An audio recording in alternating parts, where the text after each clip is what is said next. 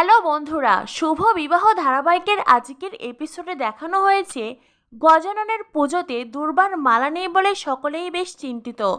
তখনই সুধা দূর থেকে বলে, এই তো আমি দুর্বার মালা নিয়ে এসেছি। তেজদের বাড়ির কাজের লোক সুধাকে আসতে দিতে চায় না। তখনই সুধার জেঠু বলে, আরে আরে ওকে আসতে দাও, ও রোজ সকালে গজাননের জন্য দুর্বার মালা নিয়ে আসে।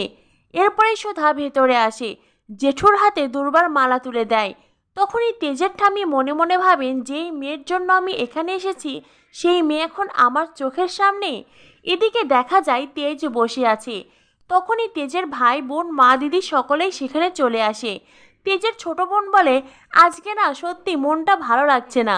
সমুদ্র বলে, সত্যি ঠিকই বলেছিস, কাল দাদাইয়ের জন্য আমরা সবাই হেরে গেলাম। আরেকজন বলে, সত্যি রে, দাদাই যেভাবে মেয়েটির দিকে তাকিয়েছিল, জুতো কেন অন্য কোনো দিকেই দাদাইয়ের খেয়াল ছিল না। তেজের মা বলে, আমিও কিন্তু লক্ষ্য করেছি। সকলেই তেজের পিছনে লাগে। সকলেই তেজের কাছে জানতে চায় বিয়ের জন্য তার কেমন মেয়ে পছন্দ, কিন্তু তেজ প্রথমে বলতে না চাইলে বারবার সকলে তেজকে প্রশ্ন করে এবং জানতে চায়।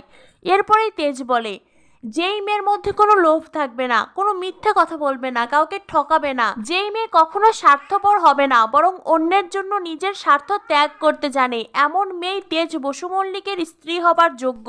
তেজের কথা শুনে সকলের কপালে হাত। একদিকে ঠাম্মির পছন্দ, অন্যদিকে তেজের এমন পছন্দের কথা শুনে সকলেই ভাবছে এমন মেয়ে বুঝি পাওয়া যাবে না। তখনই তেজের মা বলেন, পাওয়া যাবে, তোর ঠাম্মি তো গেছে বাগবাজারে মেয়ে দেখতে।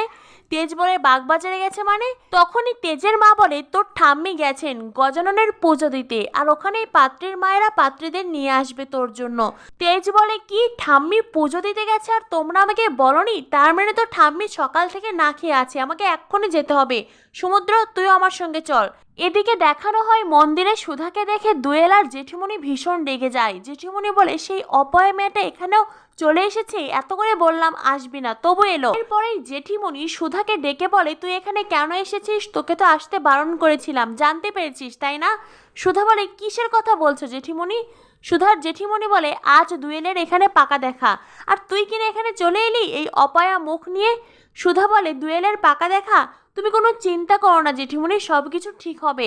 আমি তো দোয়েলের জন্যই গজাননের কাছে পৌঁছে দিতে এসেছি।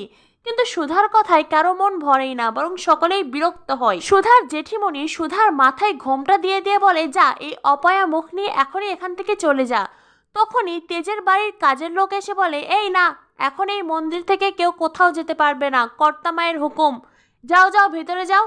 এবারে সুধা জেঠিমণি দোয়েল সকলকে ভেতরে পাঠিয়ে দেয়।